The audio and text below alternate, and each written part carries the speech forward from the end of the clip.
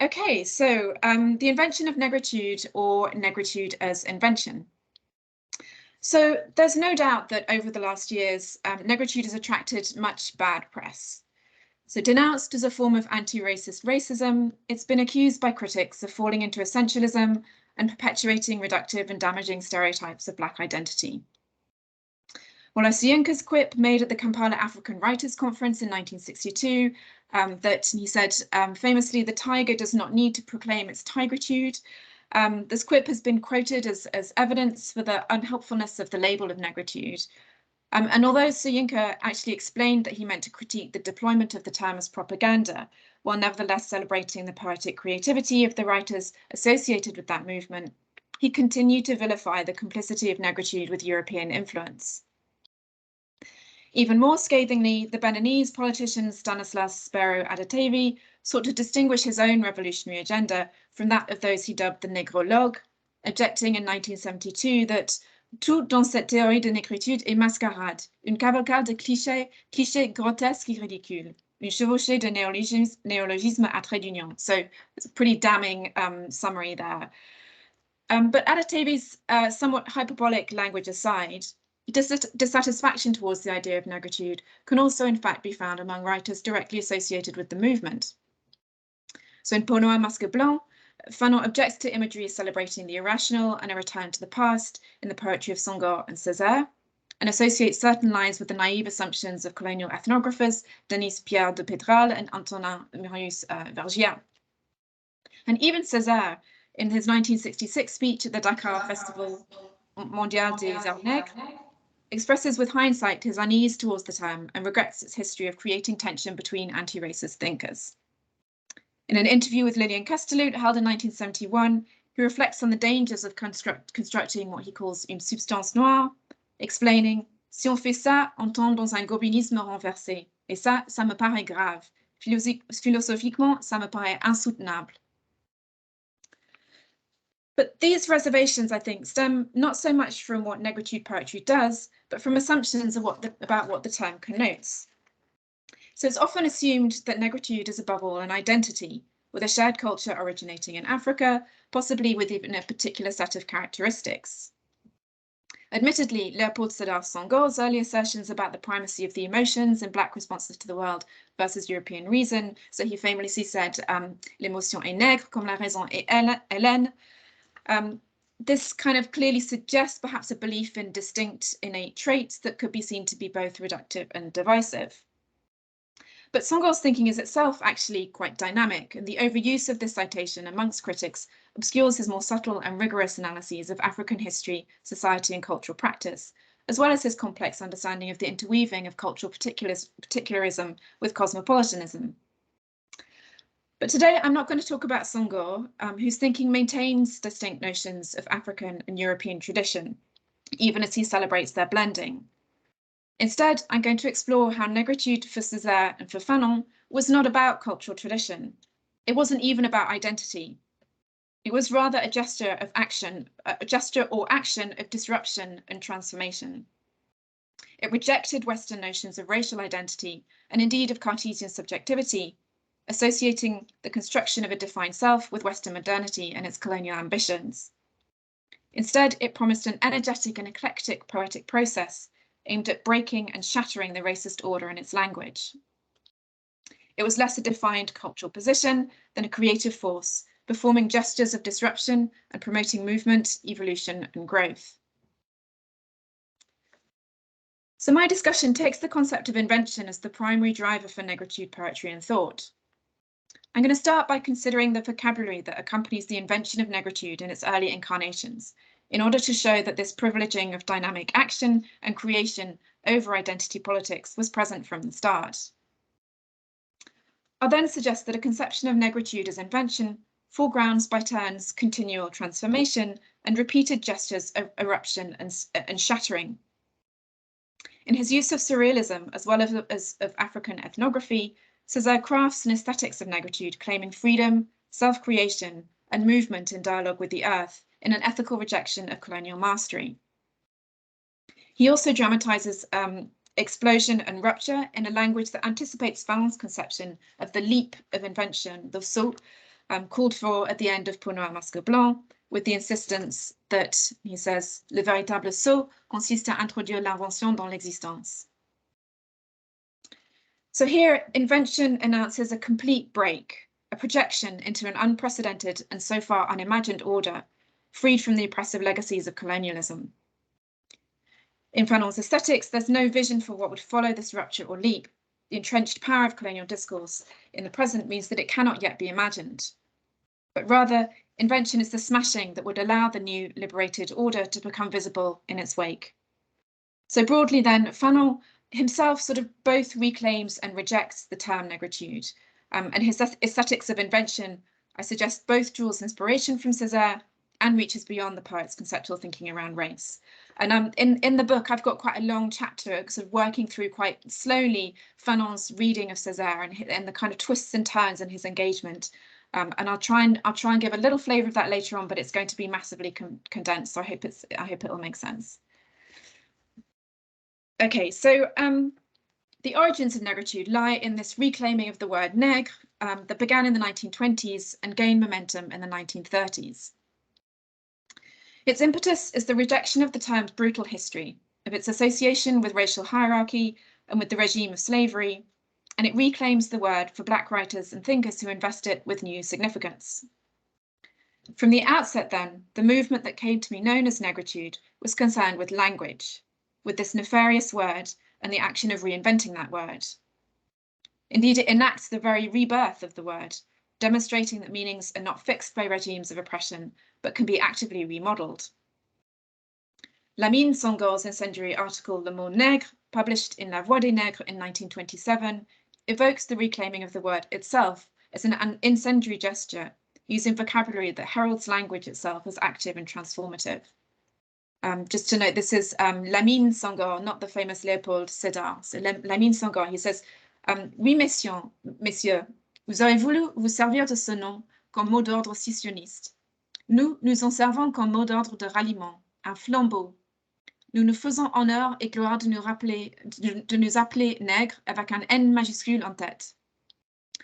C'est notre race nègre que nous voulons guider sur la voie de sa libération totale du joug esclavagiste qu'elle subit. Nous voulons imposer le respect dû à notre race ainsi que son égalité avec toutes les autres races du monde. Et ce qui est son droit est notre devoir, et nous nous appelons nègres. So here, I just wanted to use this quotation to pick out how he uses the term nègre and associates it with this idea of a flambeau. So it's as if it's a kind of a guiding light or a torch to set alight old prejudices. And this reclaiming echoes the creation of the new Negro in 1925 by the American poet Alain Locke in his volume of that name, where a wide range of Black voices are gathered and where Locke announces, we have as the heralding sign an unusual outburst of creative expression.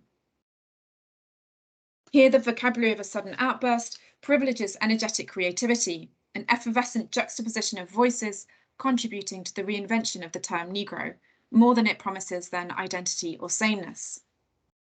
Locke's vocabulary of novelty is echoed in turn in César's Cahiers d'un retour au pays natal, where the poet's vision for negritude, for a new negritude precisely, is explicitly opposed to its old ossified form. So he says, je dis aura, la vieille négritude progressivement se cadavérise, l'horizon se défait, recule et s'élargit, et voici parmi des déchirements du nuage la figurance d'un cygne. So I'm going to return to the cahier shortly, but for now I just wanted to note this affirmation of the new and rejection of the old, as imagery of death then is replaced by that of the sign as a fulguration or flashing light. The breaking up, the movement and expansion of the horizon suggests both destruction and opening out, as obscurity is shattered by this dazzling reinvention of meaning.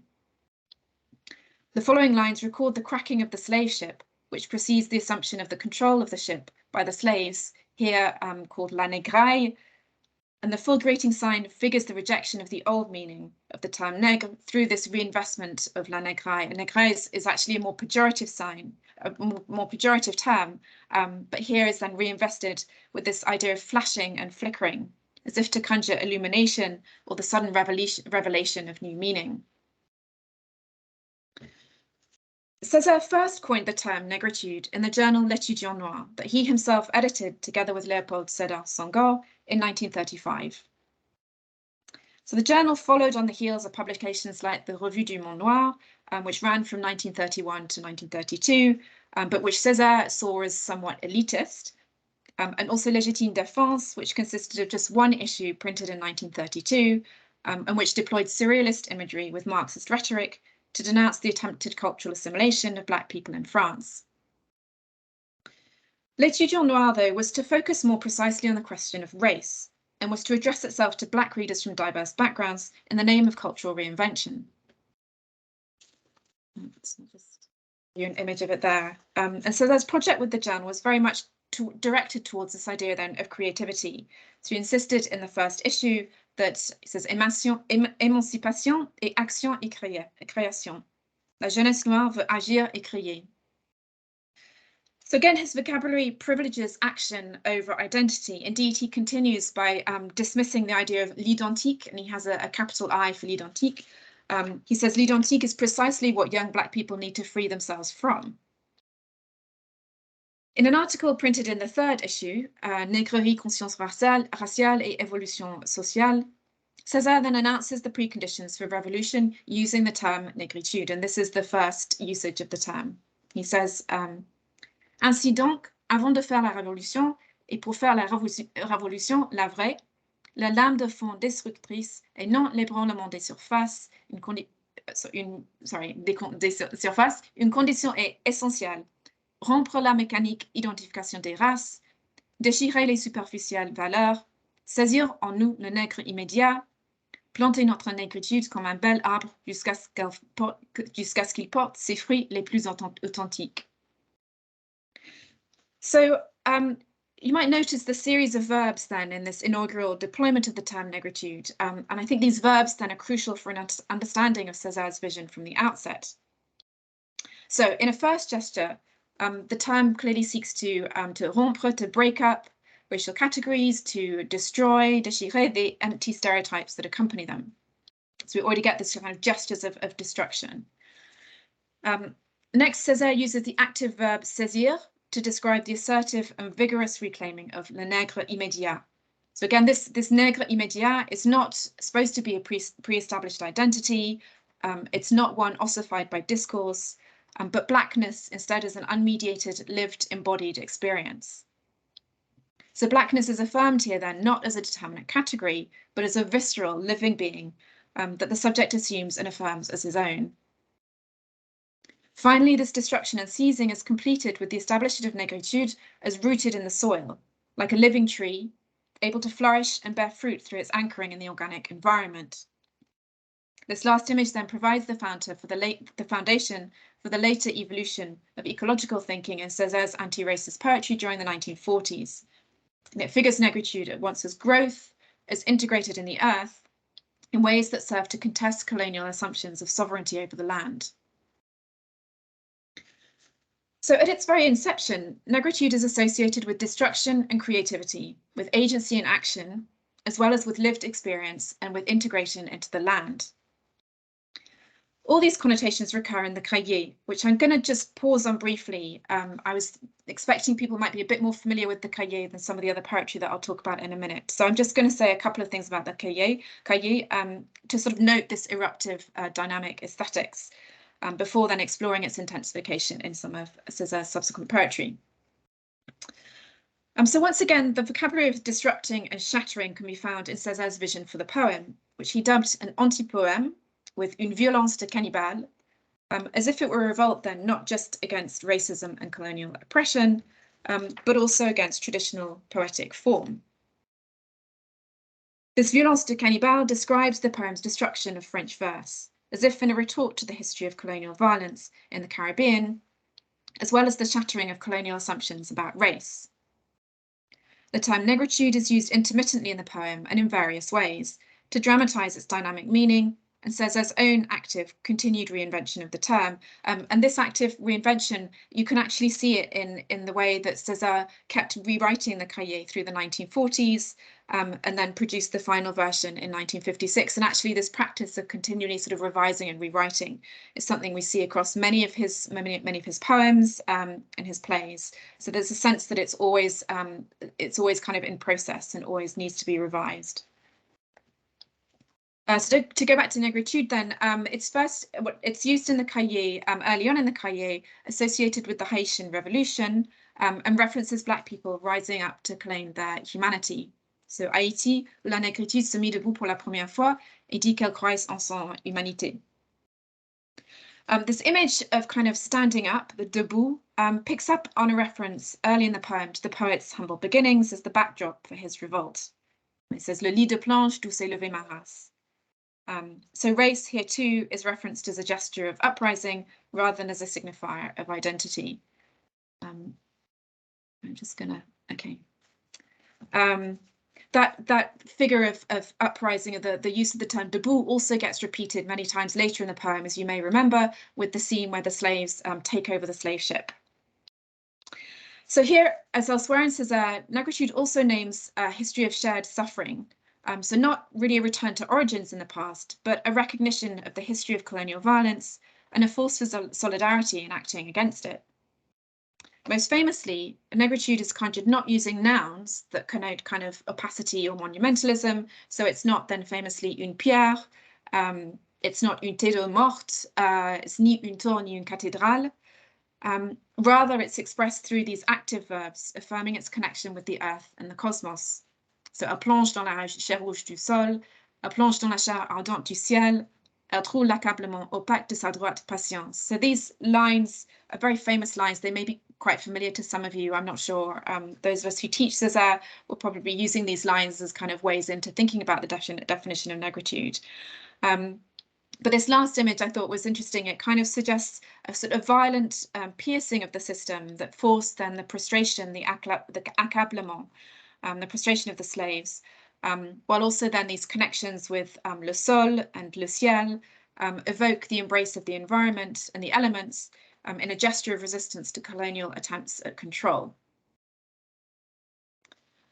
If the term negritude crops up several times in the cahier, however, it's revealing that Cesar rarely used the term in other poems or essays. And in fact, with Cesar, most subsequent explicit references to negritude take the form of qualifications or reservations in relation to the connotations that the term acquires beyond his work. So as with the quotation I gave at the beginning, for the most part, when he actually kind of takes that term, he's kind of expressing a bit of dissatisfaction about what has been made of it by other thinkers and the kind of tensions it's generated.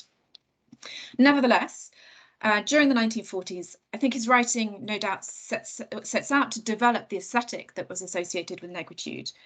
So he perhaps omits the term to avoid its potentially identitarian associations, while instead conjuring histories of oppression and heralding freedom in both content and form.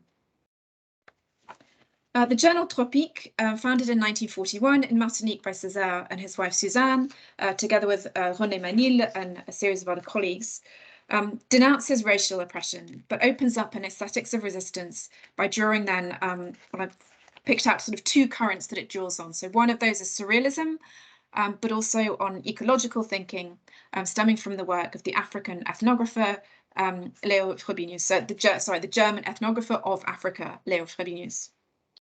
So both surrealism and Frobenius then are deployed as ways to explore the dynamism of the Black subject and of Black culture, but both again privilege action and creation and explicitly work against essentializing concepts of race. I'm only going to have time to gloss each of these strands in Tropique and in Cesar's aesthetics very briefly, but I'm going to quickly signal their key concerns as a prelude then to reflecting on some of Cesar's most incendiary poems of the 1940s. So surrealism, for example, is championed by Suzanne Cesar for its irrepressible pursuit of freedom. So in her article, Le surréalisme et nous, it's not, yeah, okay, there we go. Le surréalisme et nous, printed in Tropique in 1943. Here she celebrates the surrealist project to promote liberation from false and reductive forms of rationality, And she also links this process of liberation then clearly with resistance to fascism at the time. So she says, lorsqu'en 1943, la liberté elle-même se trouve menacée dans le monde entier, le surréalisme, qui n'a pas cessé un seul instant de se tenir au service de la plus grande émancipation de l'homme, se veut résumer tout entier en ce seul mot magique, liberté. So freedom, clearly, is very much the center of this idea of kind of surrealist poetics.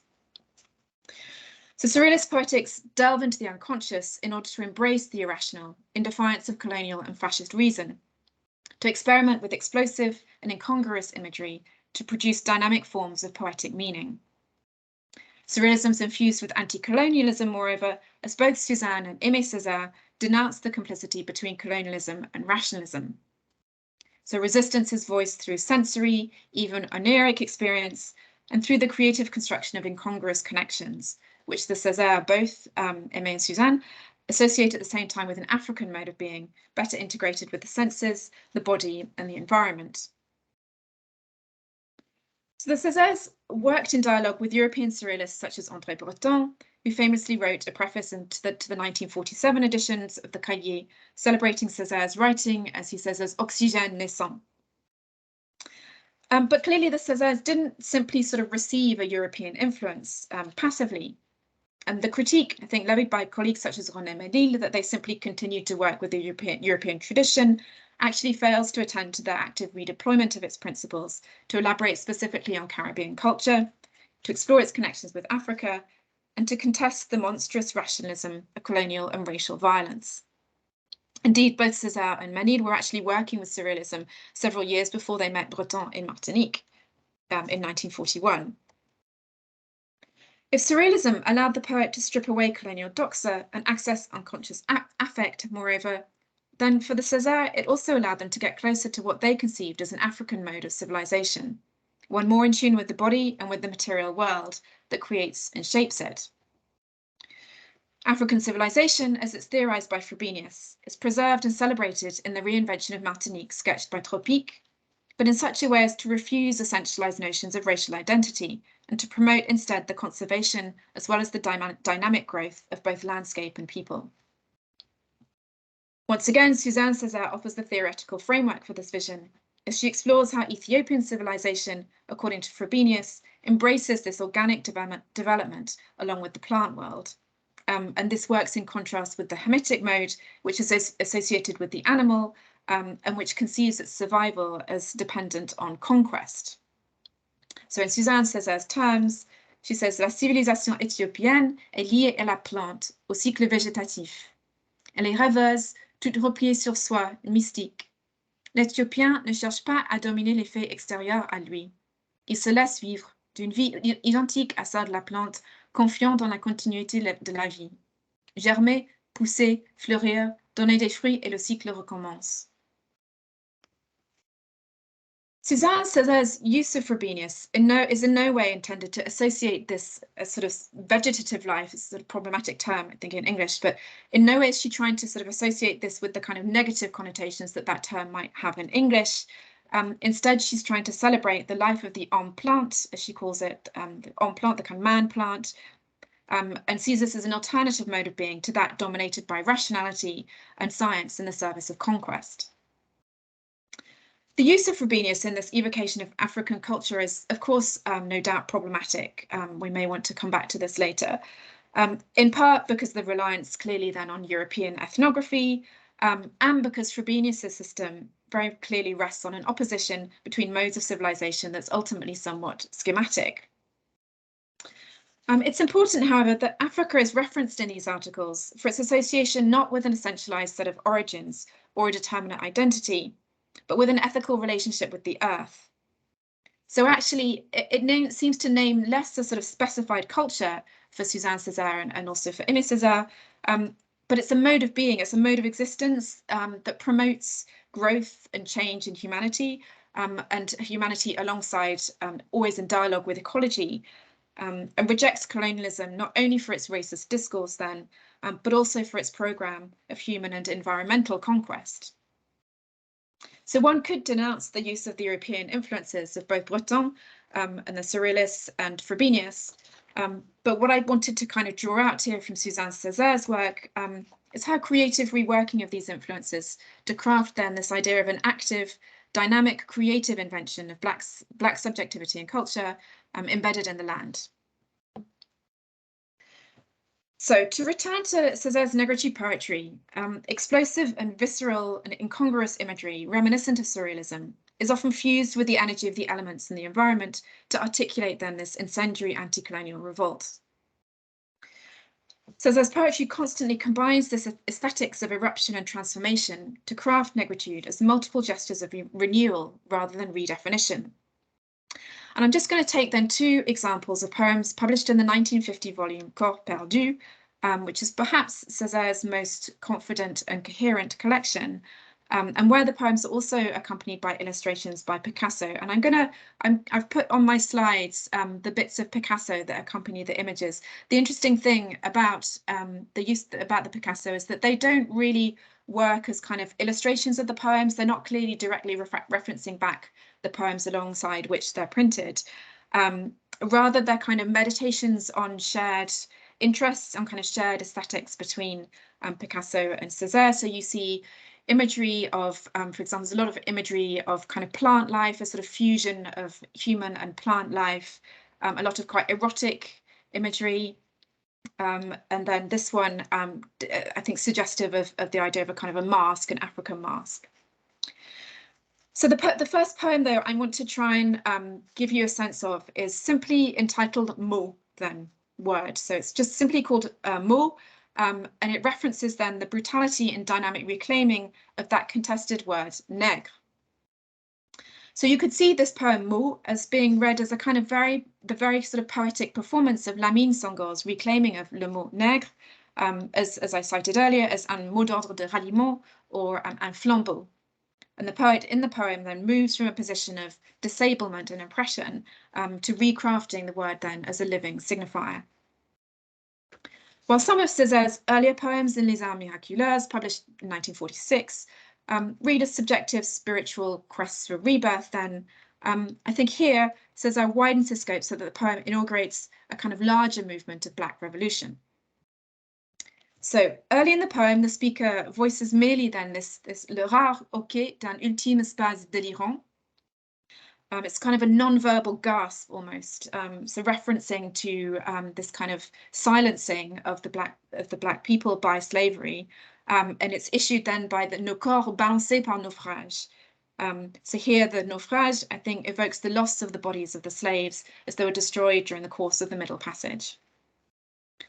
So we start with this kind of almost like this kind of stuttering. Out of this history of violence and suffering, though, emerges then this sudden kind of dynamic movement of the word. We suddenly get the line of vibre mot. So just the word vibrates. It becomes a kind of sonorous, lived vibration, fighting against the imagery of containment. The word itself, nègre, is not used until the second page, but is recorded then, first of all, for this very dynamic vibration, heralding its capacity for change, until then it suddenly explodes on the second page of the poem, le mot nègre sortit tout armé du hurlement d'une fleur vénéneuse. So the poet unleashes this word then suddenly by repeating it, each time succeeded by imagery suggestive of the brutal treatment of slaves. Le mot nègre tout poète de parasites, le mot nègre tout plein de brigands qui rôdent, de mères qui crient, d'enfants qui pleurent. Cesar frequently uses anaphora, as those of you who've read the Cahiers will know. Interestingly, though, I think it's not just for emphasis, but it's usually to sort of track a sense of the kind of movement of creation of meaning. Here then, the ghastly history of the term nègre is laid bare as increasingly disturbing images emerge under its banner, as if to tear it open to reveal the layers of horror that are covered by this single word. At the end of the poem, however, the poet reminds us that words themselves can be made into forces for counterattack. Sorry, just onto the next slide. Comme le mot soleil et un claquement de balle, comme le mot nuit, un taffetas qu'on déchire. So the sun is here, as it is elsewhere in Cesar, a signifier of freedom and revolt. I mean, it gets used in lots of different ways, in fact, across his poems, and sometimes is kind of associated with violence and destruction, but certainly also with this idea of resistance and revolt. And its illumination of the history of violence here in this line then kind of fires a bullet at the slave owner, whilst also then we get the darkness of the night being kind of ripped open, and taffetas qu'on déchire. Finally, out of this imagery of destruction, there emerges then a new meaning. Le mot nègre, d'où savez-vous du tonnerre d'un été que s'arroge des libertés incrédules. So thick with the connotations of the slave past, the word here seems to galvanize that thickness and energy as if in a thunderstorm that unleashes anger to clear the sky for cleansing. Having voiced this brutal word and laid bare the horrors it contains, the poet heralds its new provision of liberté incrédule, this image of incredulousness here suggesting an unanticipated release or freedom not yet imagined. And just as I say, I'm not going to have time to talk through the Picasso images in a lot of detail, but this is the one, you can see the one that's printed alongside the poem here, which I think has this kind of interesting combination of imagery suggestive of plant life and human life, and certainly, again, of erotic energy. My second example from Cesar's poetry comes from the same volume, Corps Perdu, and this time it's the poem of that name, Corps Perdu, that can be seen, I think, as one of his most powerful self-assertions as the heroic lyric voice of negritude. So if Maeve, that I was just talking about a second ago, if Maeve recalls the explosive reclaiming of the term nègre, Corps Perdu combines this aesthetics of eruption with a vision then of fusion with the land and the elements. Its title both signifies the dissolution and re-emergence of the black body, the corps perdu, but corps perdu can also be translated as a kind of a headlong movement that aptly, I think, figures the dynamics of negritude poetry. The poem opens then with the poet's identification of his voice with those of the volcano Krakatoa, the monsoon, the speedy dog Lilaps, whose name means storm wind, so as to infiltrate his poetic stance with this elemental energy. And these opening lines then are this extraordinary, explosive juxtaposition of sounds, where nouns also function as verbs to foreground the aesthetics of dynamic action. So it says, moi qui Krakatoa, moi qui tout mieux que mousson, moi qui poitrine ouverte, moi qui lilac, moi qui belle mieux que cloak, moi qui hors de gamme. So the poem then proceeds through three stages, starting with the poet's self-dissolution and blending with the earth. C'est jusqu'à me perdre, tomber dans la vivante semoule d'une terre bien ouverte. Here then, after the demiurgic power of the opening lines, the poet's voice is humble and expresses a sense of exile and self-loss in a disordered ecological environment. Though the poet, at the same time, attempts to grasp here a sense of kind of connectedness between the elements within that environment, and then we get this kind of sudden the emergence of this rencontre bien totale. I'm sorry, I didn't put that on the slide, but all of this is conspiring in search of a rencontre bien totale, which is printed in capitals. Next, from the state of disorientation and dispossession in the land, the poet gradually moves from rest to wakefulness, searching for roots, but mimicking the posture of the slave, at once labouring and railing against his position. Ma terrible crête de racines en creuse qui cherche où se prendre. Chose, je sonde, moi le portefeuille, je suis porte-racine, et je pèse, et je force, et je recane. Embracing the wind in this endeavour to bond with the earth, however, the poet then once again hears the murmuring of that brutal word, nègre, nègre, nègre, depuis le fond du ciel immémorial. The word is then followed with imagery of horses and dogs, like those that chased the runaway slaves. Yet the poet again turns this history of violence into a cry for freedom, as he voices the revolt of the slave, whilst demanding an upheaval that will be so far-reaching as to be recorded in the cosmos. Once again, then, the aesthetic is explosive, disruptive, and shattering. Je me lèverai un cri si... Oh, sorry, this one's not on the slide. Je me lèverai un cri si violent que tout entier j'éclabousserai le ciel. But it also blurs human and non-human again in this aesthetic of kind of calling for transformation of the land at the same time as the rebellion of the people, in a vision of complete renewal that the poet himself then engenders. And this is the final line of the poem, Je commanderai aux îles d'exister. It's one of the most kind of assertive lines, I think, of Cesar's, and one in which he seems to be kind of the most optimistic, perhaps, about the role of the poet. So I say it's an extraordinary assertion of poetic power. It can perhaps be seen as the apotheosis of his vision for negritude in its reinvention of the Caribbean islands and their people ravaged by colonial history. Cesar moves away here from the vibrant mythical and spiritual energy found in his earlier volumes to this quite immediate transformation. It becomes an urgent demand then for change in the here and now. And I think you should note that the line can be read then as both a sort of poetic reinvention of the geography of the archipelago, but also perhaps as a reference to Cesar's battle at the Assemblée Nationale for proper recognition of the rights of Martinicans after departmentalization. Okay, so these poems showcase negritude as an explosion and reinvention of meaning, as well as a radical transformation of both humanity and the environment through the relegation of slave history to the past. These examples reveal the poet moving away from acknowledgement of this brutal past towards visions of uprising, freedom, and reinvention in the cosmic landscape. But whilst Cesar's vocabulary is one of erupting, spattering, rejecting, and summoning, however, it's Fanon whose vision for invention takes the form of an absolute, apocalyptic, and indeed unthinkable break. So I'm going to quickly now sketch the concept of invention as Fanon uses it, before rereading his engagement with Cesar to offer a nuanced view of his ambivalent relationship with Cesar's poetry, and to show how he takes Cesar's aesthetics forward into his own future-oriented vision.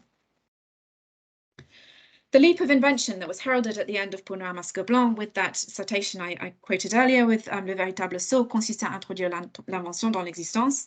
So this leap of invention calls for a different order, definitively divorced from existing structures.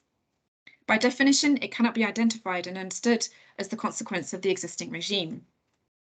In Peau Noire, it can be associated with the vocabulary of explosion, that opens up the text, but the change it presages is both eruptive and unspecific. So we have l'explosion n'aura pas lieu aujourd'hui, il est trop tôt ou trop tard. The imagery then, is often the case in Fanon's writing, is highly reminiscent of Cesar's poetry, yet for Fanon it at once promises incendiary upheaval, but also there's a sense of uncertainty. Je n'arrive point armé de vérité décisive. It's also not simply a figure for a new identity, but a more abrupt and aggressive surging forth. Emerging from une zone de non-être, change will take the form of an authentique surgissement, as if the void created by the mask will give way to an uprising more fully integrated with the Black subject's bodily and lived experience. Authenticity retains a very curious status in Fanon's writing. That might be something to which we return later as well, and about which I think critics have said very different things. It's as if he both longs for the establishment of a kind of fully integrated, authentic Black being, while insisting on the all-pervasive presence of racial discourse, shaping even the Black man's unconscious. Here, the term authentique then is clearly associated with this dynamic surging, yet it can only be an aspiration, and it describes then precisely not a new selfhood, but rather the action of invention. So it's the explosive movement that's authentic, not the putative selfhood to which it would give rise, since this would be both unpredictable and dynamic. As the critic David Marriott suggests, moreover, invention, he says, is not a mode for utopia, whose possibility can now be resurrected in a myth of perfectibility. Indeed, for Marriott, its uncertainty and open-endedness are crucial to its explosive force. And it's not an imaginably alternative society, but a much less knowable force. So Marriott says it's a kind of extravagant expenditure, a leap, a crossing that can either fail or succeed. Thus it answers not to a preordained meaning, even a teleological one, but to a constitutive movement, an insemination or a deformation of politics.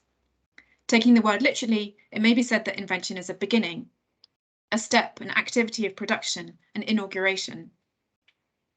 So it's clearly not simply about the creation of identity, it's much more this kind of ruction or explosion, the consequences of which can never be known in advance. For Fanon, invention must also introduce at the same time a new temporality, as if to resist the temporal structures of colonial history in ways that might be paralleled with Cesar's visions of cosmic time. In L'Expérience vécue du Noir, this alternative temporality emerges from Fanon's critique of Sartre, of Sartre's reading of Negritude, where he sees it as a passing stage in a dialectical structure that would ultimately lead to the society without race. I'm not going to have time to go into Fanon's critique of Sartre properly here, but I do want to note that it involves a rejection of the insertion of negritude poetry into linear time, as if it were just a kind of step along the road to progress. And instead, it's a demand for a descent into the Black psyche that's conceived as absolute. So if negritude is to achieve the leap of invention, then it has to be extricated from historical time and to promise an alternative temporality which would allow for the full assumption of Black being.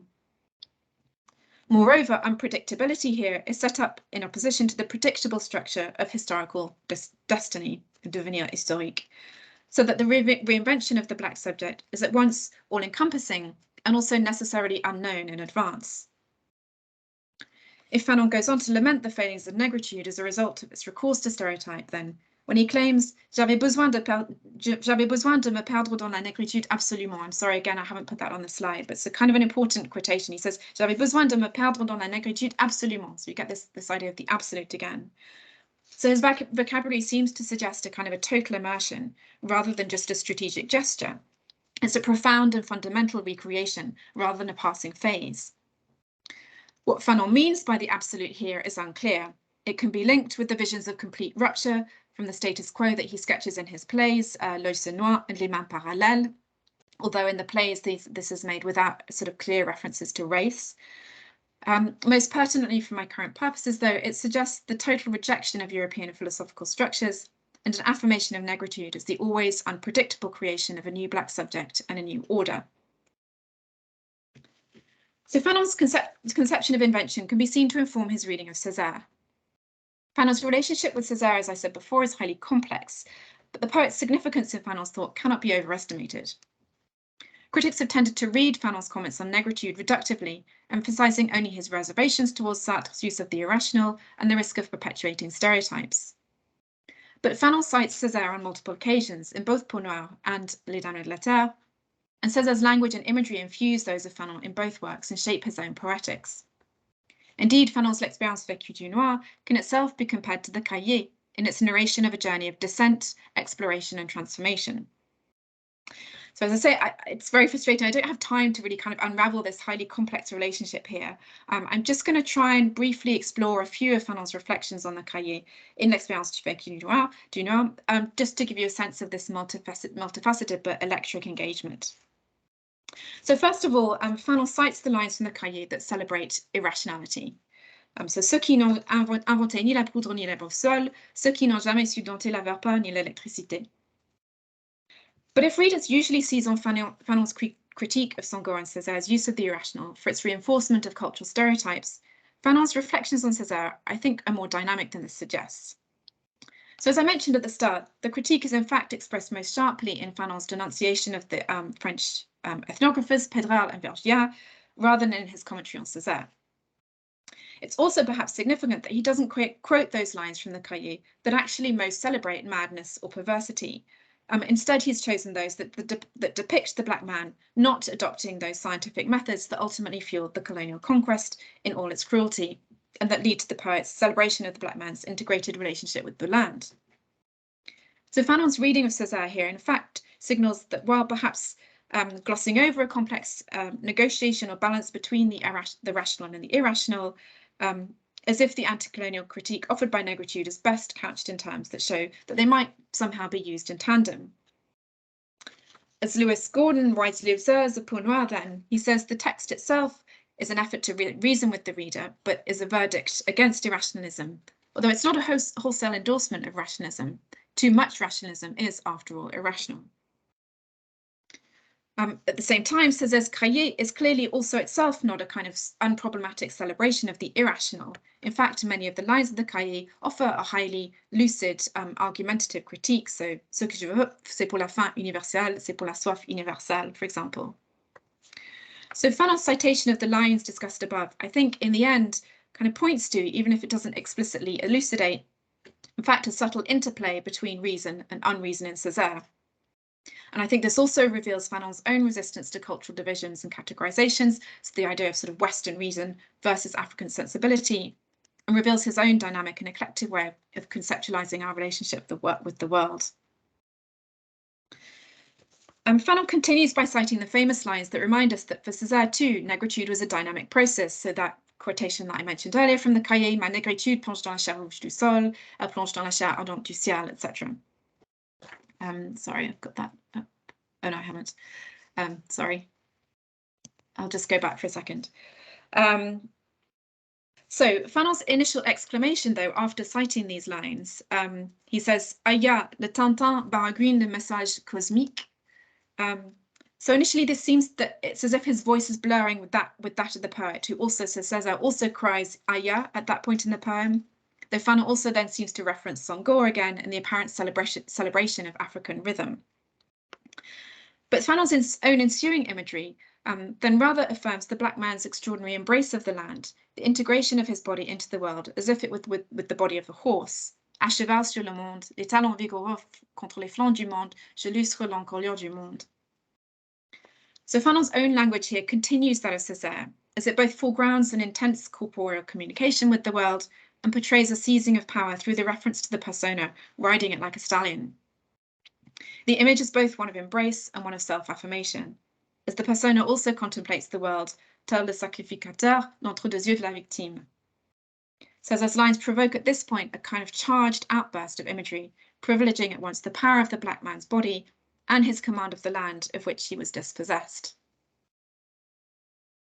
Next, Fanon quotes the lines honouring then les fils aimés du monde, pourroi à tous les souffles du monde, and then he finishes by summoning chair de la chair du monde, palpitant du mouvement même du monde.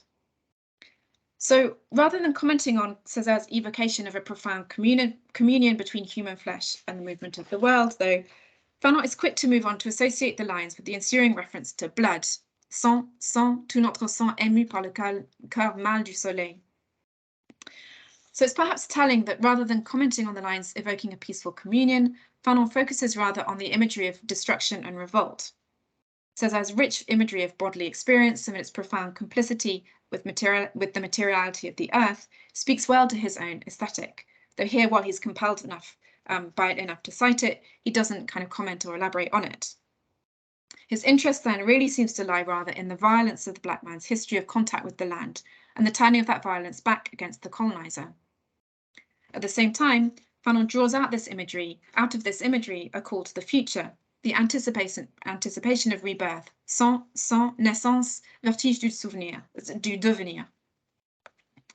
So repeating Cesar's exclamation sang, he instead follows it with a promise of change, here compellingly associated with vertige, as if to stress once again unpredictability and instability in this postulated reinvention.